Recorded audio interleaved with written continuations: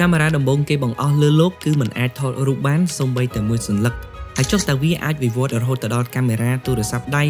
នៅក្នុងហោប៉ៅរបស់អ្នកបានដោយរបៀបណា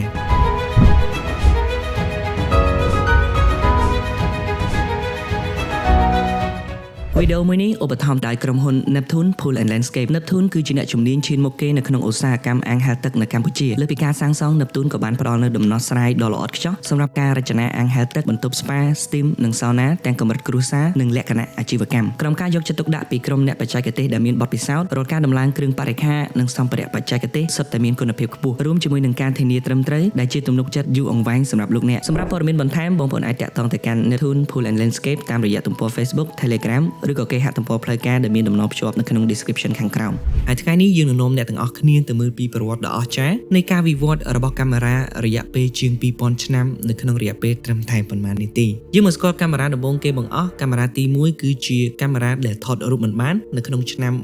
1500 ហើយដើមឡើយមនុស្សយើងស្គាល់ឧបករណ៍មួយនេះថាកាមេរ៉ា Obscura កាលពីជាង 2000 ឆ្នាំមុនទស្សនវិទូចិនម្នាក់ឈ្មោះថាលោក Mozi គាត់បានរកឃើញពន្លឺចាំងកាត់ប្រហោងតូចមួយដែលចូលមកក្នុងបន្ទប់ងងឹតពន្លឺនោះក៏បានបង្កើតជារូបភាពខាងក្រៅកាប់ចុះមកក្រោមទៅលើជញ្ជាំងហើយលោកក៏បានរកឃើញថាមកពីពន្លឺធ្វើដំណើរជាខ្សែបន្ទាត់ត្រង់យ៉ាងណាក៏ដោយឧបករណ៍នេះគឺគ្រាន់តែអាចបង្ហាញរូបភាពតែមិនអាចថតឬក៏រក្សារូបភាពទុកបាននោះទេទី2គឺជាកាមេរ៉ាផ្ដិតរូបដំបូងគេបង្អស់នៅក្នុងឆ្នាំ 1839 រហូតមកដល់ឆ្នាំ 1839 លោក Louis Daguerre គឺជាវិស្វករជនជាតិបារាំងក៏បានរកឃើញវិធីថ្មីគាត់បានប្រើបន្ទះស្ពាន់ដុសខាត់ដូចជាកញ្ចក់រួចក៏លាបនៅលើសារធាតុគីមីពេលពន្លឺចាំងចំសារធាតុគីមីនោះនឹងរក្សារូបភាពទុកជាអចិន្ត្រៃយ៍នេះហើយគឺជាចំណុចចាប់ផ្ដើមនៃកាមេរ៉ា film 3គឺជាកាមេរ៉ាចល័តដំបូងគេបង្អស់នៅក្នុងឆ្នាំ 1900សម័យមុនកាមេរ៉ាមានរាងជាប្រអប់ឈើធំនិងមានទម្ងន់ធ្ងន់ខ្លាំងក៏ប៉ុន្តែនៅក្នុងឆ្នាំ 1900 កាមេរ៉ាឈ្មោះថា Rise Camera ក៏បានផ្លាស់ប្ដូរគ្រប់យ៉ាងវាជាកាមេរ៉ាដំបូងគេដែលអាចបត់បែនបានមានទម្ងន់ស្រាលនិងងាយស្រួលយកតាមខ្លួនសម្រាប់អ្នកធ្វើដំណើរទី4គឺជាកាមេរ៉ា Film 35mm នៅក្នុងឆ្នាំ 1925 មកដល់ឆ្នាំ 1925 កាមេរ៉ា Leica 1 ក៏បានបង្ហាញខ្លួនវាគឺជាកាមេរ៉ាខ្នាតតូចដំបូងគេបង្អស់ដែលប្រើ film ទំហំ 35mm វាគឺជាខ្នាតស្តង់ដារដែលគេប្រើរាប់សិបឆ្នាំក្រោយមក5គឺថតភ្លាមបានផ្លែតនៅក្នុងឆ្នាំ 1947 សម័យមុនការលាងរូបពី film ត្រូវការចំណាយពេលយូរនិងស្មុគស្មាញទើបក្រុមហ៊ុន Polaroid ក៏បានដោះស្រាយបញ្ហានេះដែលបង្កើតកាមេរ៉ាជា model Polaroid Model 95 ហើយពេលថតហើយនឹង print រូបចេញមកពីលើក្រដាសភ្លាមនៅក្នុងត្រឹមតែប៉ុន្មានវិនាទី6គឺជាកាមេរ៉ា Digital ដំបូងគេនៅក្នុងឆ្នាំ 1975 របត់ថ្មីបានមកដល់ហើយវិស្វករក្រុមហ៊ុន Kodak ក៏បានបង្កើតកាមេរ៉ា Digital ដំបូងគេបង្អស់នៅលើโลกវាប្រើ sensor ចាប់ពន្លឺនិងរក្សារូបភាពទុកនៅក្នុងខ្សែអត្ថកាសែតក៏ប៉ុន្តែបច្ចេកវិទ្យានេះវាថ្មីពេកហើយរហូតមកដល់ឆ្នាំ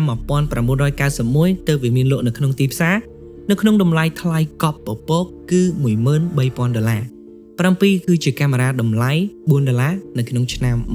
1986 ដោយសារតែកាមេរ៉ាសម័យនោះវាថ្លៃខ្លាំងពេកក្រុមហ៊ុន Fujifilm ក៏បានបង្កើតនៅកាមេរ៉ាដែលប្រើរួចរាល់ដែលវាមានឈ្មោះថា Fuji Quick Snap តម្លៃវាគឺត្រឹមតែ$4តែប៉ុណ្ណោះហើយអាចថតរូបបាន27ប៉ុស្តិ៍វាធ្វើឲ្យគ្រប់គ្នាអាចទិញកាមេរ៉ាថតលេងបានយ៉ាងងាយស្រួល8គឺជាយុគសម័យនៃកាមេរ៉ាទូរស័ព្ទនៅក្នុងឆ្នាំ 2000 រហូតដល់ឆ្នាំ 2007 ក្រុមហ៊ុន Sharpក៏បានដាក់បញ្ចូលកាមេរ៉ាតូចមួយនៅលើក្នុងរបស់ទូរស័ព្ទជាលើកដំបូងនៅក្នុងឆ្នាំ 2007 iPhone គឺ Apple iPhone ក៏បានបង្ហាញខ្លួនវាបានធ្វើឲ្យកាមេរ៉ាទូរស័ព្ទមានគុណភាពខ្ពស់ស្អាតគ្រប់ស្ថានភាពពន្លឺរហូតអាចជំនួសកាមេរ៉ា Digital ខ្នាតតូចបាន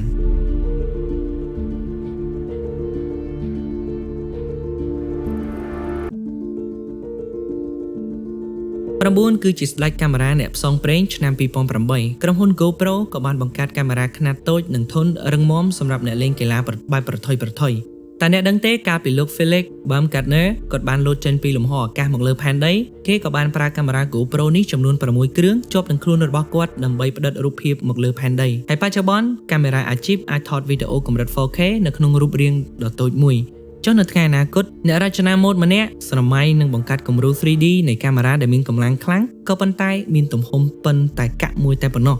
អ្នកអាចបិទវានៅត្រង់ណាក៏បានហើយវាអាចផ្សាយចូលទូរស័ព្ទដៃភ្លាម បើវាចេញមែនតើពិតជាលយខ្លាំងណាស់មែនទេពីប្រអប់ឈើងងឹតមកជាកាមេរ៉ាទំហំប៉ុនកាក់បច្ចេកវិទ្យាគឺពិតជាអស្ចារ្យមែនទែនតើប្រិយមិត្តចូលចិត្តវីដេអូស្ដីពីការវិវត្តនៃការរបកកំហើញប្លែកៗនេះដែរឬទេកុំភ្លេចចុច Subscribe ម្នាក់មួយនិងដាក់សញ្ញាកណ្ដឹងនៅលើ Channel ជើងមេឃផងដើម្បីកុំឲ្យខកខានវីដេអូថ្មីៗទៀតសូមអរគុណសម្រាប់ការតាមដានទស្សនាជួបគ្នានៅវីដេអូក្រោយបាយបាយ